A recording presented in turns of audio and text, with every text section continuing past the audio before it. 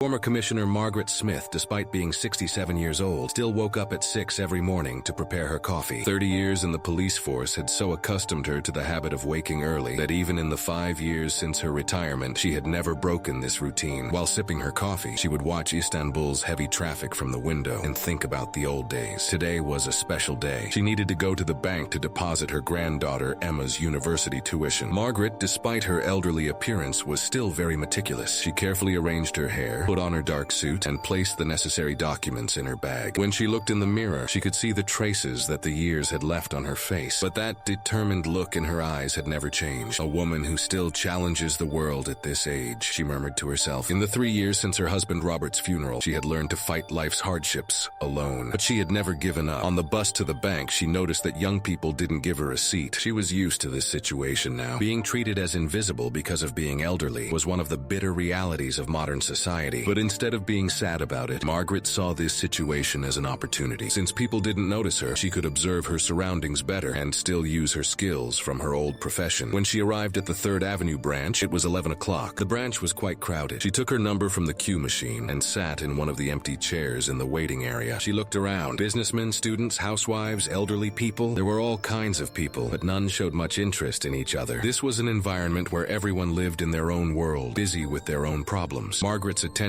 was caught by the behavior of security guard Michael. The young man was constantly busy with his phone and didn't seem to care much about what was happening around him. The cameras at the bank's entrance seemed to be working, but Margaret understood with her old experience that some of them were fake. There were serious gaps in the security system. During the time until her queue number came up, Margaret continued observing the people around her. This was her old habit. Reading people, analyzing behavior patterns, recognizing potential dangers in advance. These were skills she had developed during her years as a police officer and had not dulled even in old age. The atmosphere of the bank was a bit different that day. Margaret's experienced eyes caught small details that would normally go unnoticed. Assistant manager Kevin was having a tense conversation with someone on the phone. Cashier Susan's hands were shaking and she kept looking at the door. Security guard Michael was still playing with his phone but occasionally checking outside. Something's wrong, Margaret thought, but she couldn't figure out exactly what. The elderly lady sitting next to her kept grumbling. Young people don't show respect to the elderly anymore. Look how they're violating the queue. Was it like this in our time? Margaret smiled politely. You're right, ma'am, but maybe they have urgent business too. You're defending them too. That's why we're in this state. As elderly people, we don't demand our rights. At this moment, the bank manager, Andrew, came out of his office and nervously checked around. Margaret carefully watched his behavior. There were signs of fear on the manager's face. He was holding his file tightly and constantly checking his watch. Number 47, called the cashier. Margaret looked at the number in her hand. 52. 5 more people were ahead of her, but this waiting time gave her the opportunity to observe the environment better. At this moment, 3 people entered the bank. They immediately caught Margaret's attention. All 3 were dressed unusually. One was wearing a thick coat in the middle of winter. Another's hat was pulled down to cover his eyes. And the third had the habit of constantly looking around. Her old police experience kicked in. Margaret's heart rate increased. These 3 people's behavior was suspicious. They didn't show a normal customer profile. Their movement style, posture, communication with each other, everything exhibited professional criminal behavior. But none of the people around had noticed this. Everyone was busy with their own business. Security guard Michael was still playing with his phone. Bank personnel were carrying out their routine work. Customers were impatiently waiting for their turns. While Margaret continued to observe the 3 suspicious individuals, her instincts told her that great danger was approaching. 30 years of police experience wasn't for nothing. These men's body language, eye movements, the silent communication they established with each other, everything signaled a planned operation. The eldest was saying something to the other 2 in sign language. Margaret knew sign language. She had learned it during police training. He was asking, "Are you ready?" The other 2 also confirmed. Her heart began beating rapidly, but she didn't panic. Instead, she activated her old police reflexes. First, she checked the exit routes: main entrance, emergency exit, and staff door. There were 3 exits, but one of the suspects was positioned near the main entrance. This showed they were planning to control the exit. Margaret whispered to the elderly lady next to her, "Ma'am, you're going to stay very calm now. Don't get away from me." "What's happening?" asked the lady with a confused expression. "I don't have time to explain now. Just do what I say." At this moment, the youngest of the suspects pulled something out of his thick coat. Margaret's fear had come true. A gun. "Everyone get down. This is a robbery," the man shouted. The bank suddenly became chaotic. Customers screamed and lay down. Children started crying. The elderly lady clung to Margaret's arm in horror. Security guard Michael dropped his phone and tried to reach for his weapon, but it was too late. One of the robbers immediately neutralized him. "Nobody move. If anyone tries to call the police, we'll kill everyone," threatened the lead robber. As Margaret lay down, she quickly began forming a plan in her mind. These robbers were experienced, but so was she. They were just on different different sides. While lying down, Margaret continued to assess her surroundings. The robbers were 3 and seemed well organized. Their leader was about 35 years old, medium height and strongly built. The other 2 were younger, probably following his instructions. "You, manager," the leader shouted at Andrew, "open the safe, or I'll start shooting customers one by one." Andrew stood up, trembling. "Please, don't hurt anyone. I'll do whatever you want, smart man. Open the safe and put all the money in the bag." Margaret noticed that the robbers were moving carefully but hastily. This showed they were professional, but also stressed. Stressed people make mistakes, and Margaret was waiting for those mistakes. Leaning toward the elderly lady next to her, she whispered, "Ma'am, when I get up, you try to get up too and start screaming. Act like you're panicking." "But this is very dangerous," the lady objected. "Trust me, I'm a former police officer. I know this job." At this moment, the youngest of the robbers started walking among them to control the customers. When he saw the elderly people, he took a dismissive attitude. "Old ladies, whatever your crime is," he mocked. "Don't worry, we won't touch you. How much life do you have left anyway?" This remark deeply hurt Margaret, but at the same time, it gave her an opportunity. The robber didn't see her as a threat. Manager Andrew's hands were shaking as he tried to open the safe. "The code. I forgot the code. I'm very scared. I can't remember." "Remember," threatened the leader, "or I'll start with that old woman and shoot everyone." The person he pointed to was Margaret. No, I remembered," the manager shouted. Margaret seized this moment as an opportunity. Since the robber had pointed at her, attention had been drawn to her. She slowly began to move. While the manager was opening the safe, Margaret slowly began to stand up. Her movement was so slow and careful that no one noticed. 30 years of police experience told her what she needed to do. The youngest of the robbers was still controlling the customers, but his attention was focused on the safe. This was the moment Margaret had been waiting for. With a sudden movement, she got behind the young robber and put him in a chokehold. The man struggled in surprise, but Margaret's hold was very firm. This technique she had learned in police training still worked. "Drop your weapon or your friend will pass out," Margaret shouted. The other 2 robbers turned in surprise. The fact that a 67-year-old woman had neutralized their teammate was beyond incredible. "Old woman, release him or I'll shoot everyone," the leader threatened. "I'm a former police officer," Margaret shouted. "I did this job for 30 years. I was fighting criminals before you were even born." At this point, she activated the second phase of her plan. She winked at the elderly lady next to her. The lady understood and started screaming, "Help! Police! Someone call the police!" Other customers also found courage. The fact that an elderly woman was so brave had affected them too. Everyone stood up and started shouting. The bank became complete chaos. The robbers panicked as their plans were turned upside down. They were losing control. In this chaotic environment, Margaret remembered old memories that occasionally surfaced in her mind. The first major operation she experienced in 1987, when she was still a young police officer. Even then, she had surprised the enemy in such an unexpected situation. "Commissioner, this is very dangerous," her partner had said at the time. "You didn't account for the disadvantage of being a woman." "No," young Margaret had replied. "I accounted for the advantage of being a woman. They won't suspect me." And she had been right. In that operation, just like today, she had used the fact that no one would suspect an elderly woman. Now, at 67, she was using the same tactic again. While tightly holding the young man in the robber's hands, she shouted, "Listen to me. I'm Commissioner Margaret Smith. Before retiring, I fought all kinds of crimes. Terrorism, robbery, smuggling." The lead robber paused for a moment. This name sounded familiar to him. "Margaret Smith? Impossible." "Yes, that Margaret Smith, the one who chased you in downtown in 1995. You were 16 then and doing your first purse snatching. Do you remember now, Carl?" The robber's face changed. He really had recognized her. He had never forgotten that determined policewoman he encountered years ago when he was a young criminal. "Do you think you can't stop me?" Carl asked, but his voice lacked its former confidence. "No, you will stop me, because you're a smart man. If you want to get out of this alive, you'll drop your weapons and surrender now." When Margaret made eye contact with Carl, she saw fear in his eyes. Meeting his old acquaintance had shaken him. To turn this situation to her advantage, she increased the psychological pressure. "Carl, you're not that 16-year-old kid anymore, but you're still making the same mistakes. Do you remember what I told you that day?" Carl's hand was shaking. "You said every criminal has a story, but that doesn't make them innocent." "Right, and that day I gave you a second chance. I arrested you but spoke in your favor in court. Since it was your first offense, you didn't get sentenced. So how did you use this second chance?" Carl stood silently. His other robber friend shouted, "What are you talking about, man? Shoot that old woman." But Carl lowered his gun. "No, this woman saved my life once." Margaret released the young robber she was holding and took a step forward. "Carl, now it's time to make the right decision. For the innocents in this bank, for your own future, do the right thing." At this moment, police sirens could be heard from outside. Someone had managed to call the police. "Too late," shouted the third robber. "We have nowhere to go now." "Yes, you do," Margaret said in a calm voice. "Surrender. You haven't hurt anyone yet. This will give you an advantage in court." In Carl's mind, that young man from years ago came alive, running after snatching a woman's bag in downtown, that determined voice following him. "Stop." Police, when he was caught that day, he had been very scared. It was his first crime, and he was sure he would be punished. But Commissioner Margaret Smith had talked with him at length, listened to his story, researched researched his family. When she learned that he grew up without a father, his mother was a cleaning lady, and he got involved in this business due to needing money to continue school. She had helped him. This child isn't bad, just on the wrong path, she had said in court. If we guide him, he'll get better. And indeed he had gotten better for a while. He had even finished high school, but then wrong friend circles, bad habits, the lure of easy money. He had gotten involved in crime again. Now in front of him stood the same woman, 67 years old, but still maintaining that determination. And she was trying to show him the right path again. Carl, Margaret called. Is that child still living inside you? Carl's eyes filled with tears. I made so many mistakes, Commissioner. Making mistakes is human. Insisting on mistakes is stupidity. You're not stupid, Carl. I saw that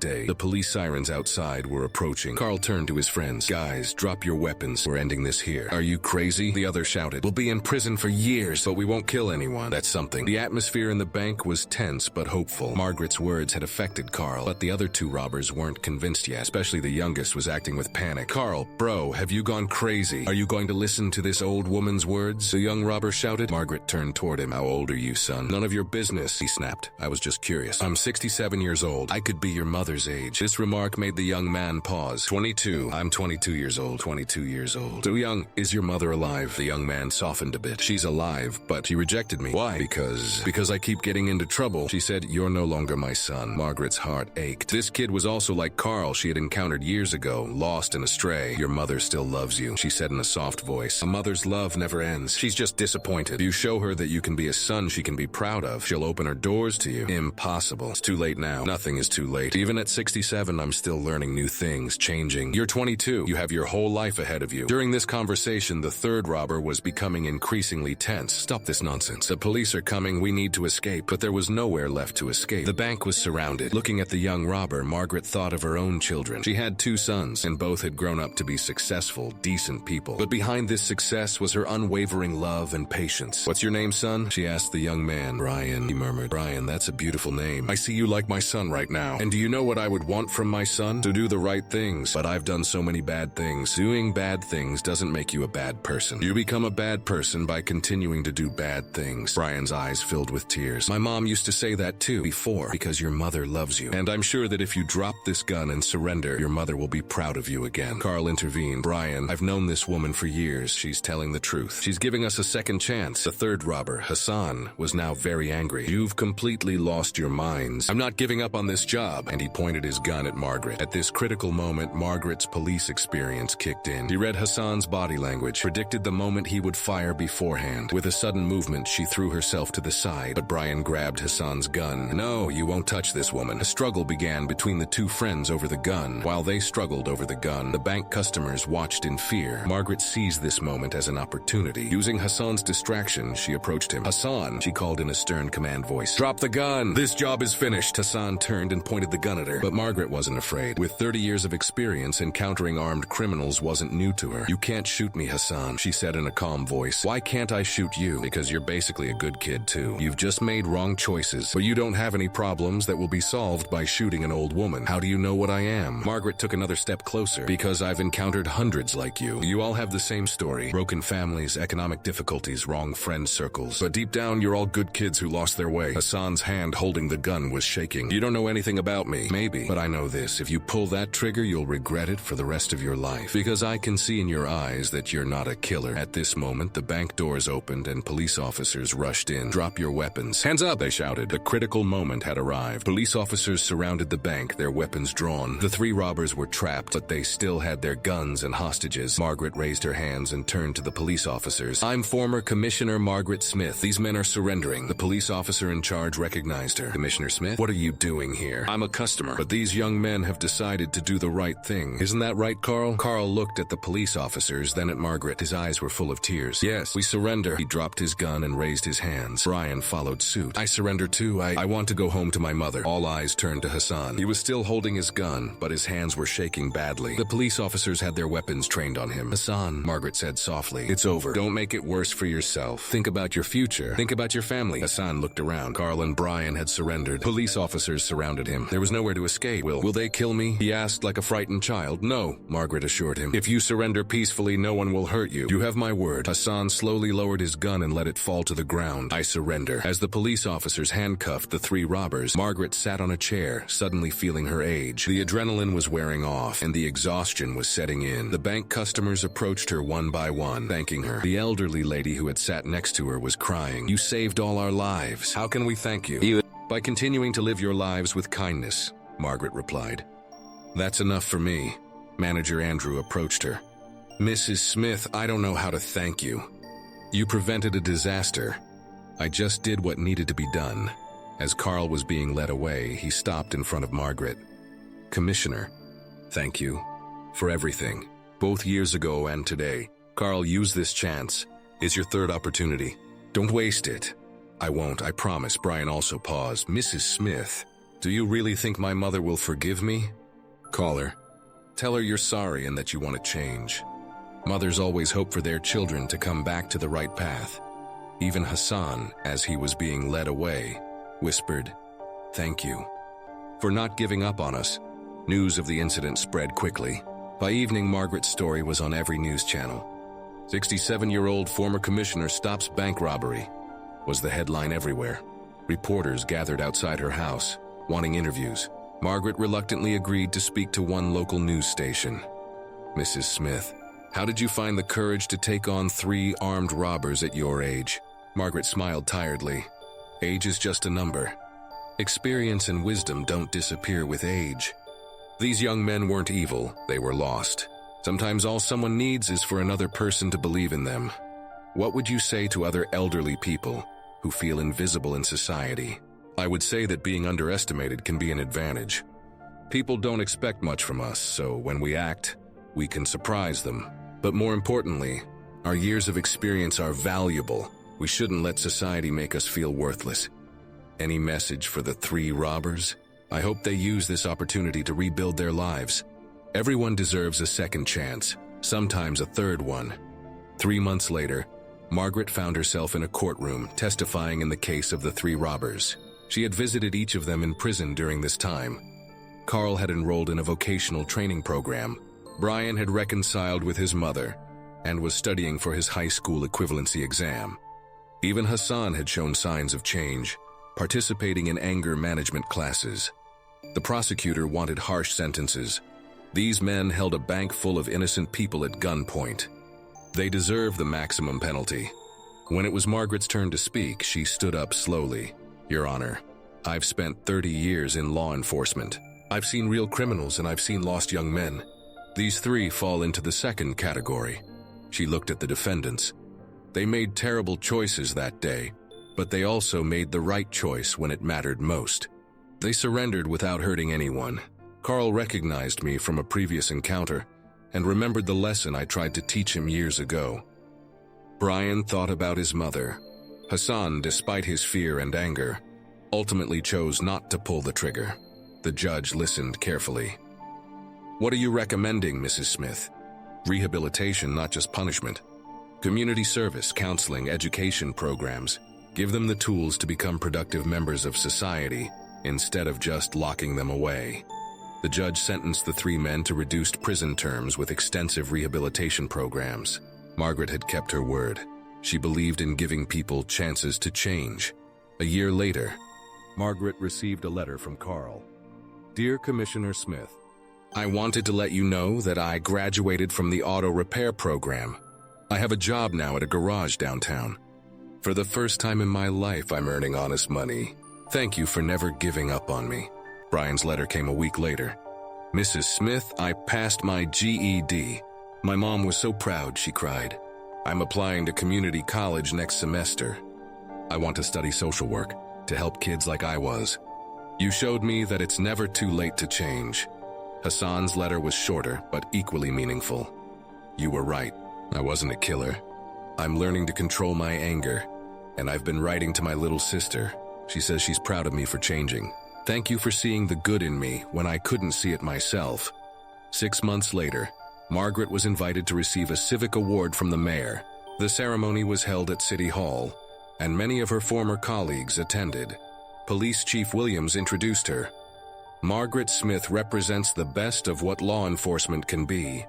Even in retirement, she showed that protecting and serving isn't just a job, it's a calling. As Margaret accepted the award, she saw familiar faces in the audience. Carl, now free and working, had come with his girlfriend. Brian was there with his mother. both of them smiling. Even Hassan, still serving his sentence but allowed to attend for good behavior, was present with his guards. In her acceptance speech, Margaret said, "This award doesn't belong just to me. It belongs to everyone who believes in second chances, who sees potential instead of just problems, who understands that sometimes the most important victories happen not when we arrest someone, but when we help them arrest their own destructive patterns." She looked at the three men. "These young men taught me as much as I taught them. They reminded me that courage isn't just about facing physical danger.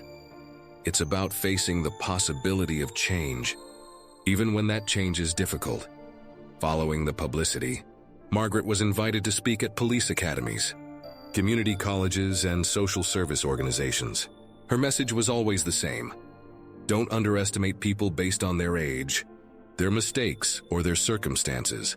At the police academy, she told new recruits, "You'll meet people on the worst days of their lives. Remember that one moment of poor judgment doesn't define a person's entire worth. Your job isn't just to enforce the law, it's to serve justice. And sometimes justice means giving someone the chance to do better." At a community college, she spoke to criminal justice students. The system isn't perfect. Sometimes it warehouses people instead of helping them, but each of you can make a difference by remembering that every criminal was once someone's child, someone's hope for the future. At a senior center, her message was different. Don't let society convince you that your best years are behind you. I was 67 when I helped stop a bank robbery. Your experience, wisdom, and perspective are valuable. The world needs what you have to offer. Margaret's story had impacts she never expected. The bank implemented new security measures and sensitivity training for employees about treating elderly customers with respect. The local police department started a program pairing retired officers with at-risk youth. A non-profit organization focused on elderly empowerment invited her to be on their board. "Mrs. Smith, you've shown that aging doesn't mean becoming powerless. We want to help other seniors discover their continued capacity for making a difference." Margaret accepted, but with conditions. "I don't want to just be a figurehead. Put me to work. Let me mentor other retirees who want to stay engaged in their communities." The program, called Experience Matters, became wildly successful. Retired teachers tutored struggling students. Former business executives mentored young entrepreneurs. Ex-police officers like Margaret worked with youth programs. 5 years after the bank incident, Margaret was 72 but more active than ever. She had become a national advocate for intergenerational programs and second chance initiatives. Carl had opened his own auto repair shop and employed 2 other former inmates. "Mrs. Smith taught me that your past doesn't have to determine your future," he told a local reporter. Brian had graduated college with a social work degree and was working with at-risk youth. "Tell the kids I work with about Mrs. Smith," he said. "How she saw something in me when I couldn't see it myself. Now I try to do the same thing for them." Hassan had been released early for good behavior and was working as a counselor in an anger management program. "She didn't just save the people in that bank," he reflected. "She saved me from becoming someone I would have hated." Margaret's granddaughter Emma, now in her final year of college, was writing her senior thesis on her grandmother's impact on criminal justice reform. "Grandma," Emma asked during one of their weekly coffee sessions, "do you ever regret confronting those men? It could have ended very differently." Margaret smiled, stirring her coffee thoughtfully. "Emma, I've learned that we regret the chances we don't take more than the ones we do. Those young men needed someone to believe in them. If I hadn't acted, they might have hurt people. And they certainly would have hurt themselves by going down a darker path. But you risked your life. Sweetheart, I'm 72 years old. I've lived a full life, but those boys were just starting theirs. If my risk could give them a better future, it was worth it." Epilogue. The lesson continues on a crisp autumn morning. Margaret sat in the same bank where everything had changed 5 years ago. She was there for a routine transaction, but also to remember. The bank looked different now. New security measures, better lighting, and most importantly, staff who had been trained to treat all customers with dignity and respect. A young teller, probably no older than Brian had been that day, helped her with unusual patience and kindness. Is there anything else I can help you with today, Mrs. Smith? No, thank you, dear. You've been very helpful. As she prepared to leave, a young mother with a crying baby was struggling to fill out a deposit slip while managing her child. Other customers were showing their impatience with subtle sighs and checking their phones. Margaret walked over. Would you like me to hold your baby while you finish that? No,